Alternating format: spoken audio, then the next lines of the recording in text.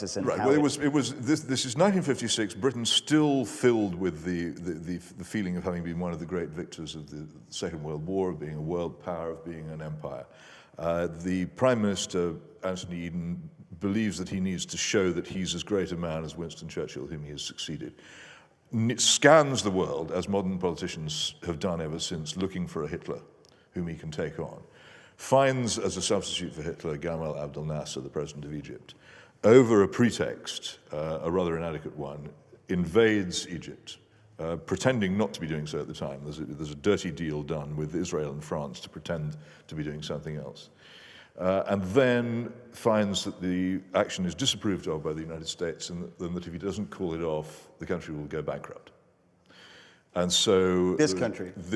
There's another aspect of this, which is not... I made a radio program last year in which I found recordings of Admiral Arleigh Burke, one of the US Navy's greatest fighting sailors, describing how he had explained to John Foster Dulles, then the US Secretary of State, how he could have, if the United States had wished, opened fire on the British Navy in the Mediterranean to stop it proceeding. This because Dulles was saying to him, how do we stop them? And Burke said, well, the only way to stop them is to blast them out of the water, and we could do this if you want to. And the Sixth Fleet actually shadowed the Royal Navy and the French Navy through the Mediterranean, very, very close, cutting across their bows, generally harassing them. It was an amazing moment of understanding among those in Britain who understood world politics that it was over. We were no longer a world power, we could no longer act independently, we were too bankrupt to do so, and that the people who we thought of as our shoulder-to-shoulder allies from the Second World War were in fact those who were most anxious to stop us being a world power. It was a huge moment of revelation. I mean, I understand what it would mean, but I'm not quite sure that I understand. Yeah, I mean, you yourself said that Eden was looking for trouble, so to speak. He was trying to prove himself. Right, but that's not a good reason to go to war, obviously. Oh, it is a very big reason for politicians to go to war. They do it all the time. Well, not everyone's as cynical as Peter Hitchens. It is not I who is being cynical. It is people who do these things.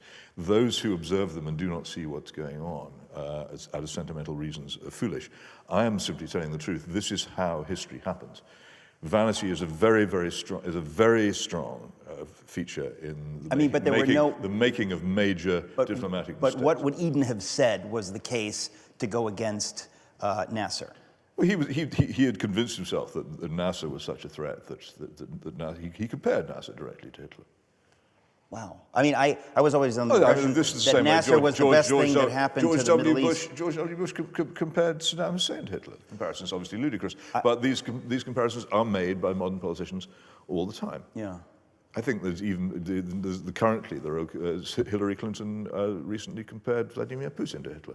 Another nonsensical, moronic statement, not worthy of anyone who knows any history or any politics. But it's the kind of thing they say, and it leads, I'm afraid, frequently to unnecessary and stupid wars. Well, in any case, that's a side issue, and forgive me for dragging you into it. But for American, I brought it up, and you're right.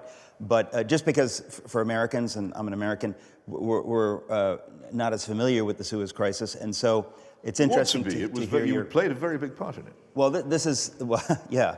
But fantastic book. There's a wonderful book by Keith Kyle in which the whole thing is described. It's one of the best modern history books ever written. By Keith Kyle. Keith Kyle, K-Y-L-E. It is still in print, and it is a superb account of it. Anybody who's interested in modern post-war history should read it. It is tremendous. But you're saying that the average Briton felt that things had changed. That now to have to ask the U.S.'s permission to do something, it was humiliating. It was a huge national thing. Well, we had to scurry home with our tail between our legs. We were defeated.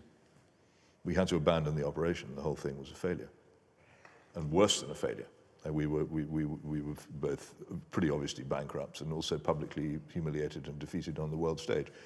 After that, there wasn't really any future for us as a major power. And the effect of this was not just material, of course. Throughout the Middle East, where we had previously been quite an influential country, our influence collapsed. And it was after that we'd begun to wind up the British Empire in 47 with the Indian independence. It was after that the rest of the empire was got rid of at amazing speed, a kind of fire sale. We just got rid of everything. So you perceived this as a child already? You could feel the mood in it, and the thing is that all the figures of authority, the local vicar, the school teacher, the policeman, the magistrate, everybody else, all of them after that moved with less confidence and less assurance. Nothing looked or felt quite the same. They'd lost a sort of, they'd lost some of their magic. And I felt this, and at school, increasingly I realized, you know, Lenin's great statement that when you are confronted with an apparent enemy and you press your bayonet forward, if you meet mush, press on. If you meet steel, retreat and attack again later. I found that, and if you're a kind of nuisance, an arrogant and difficult schoolboy, and you press against authority, I found it gave. Increasingly it gave. And then there was a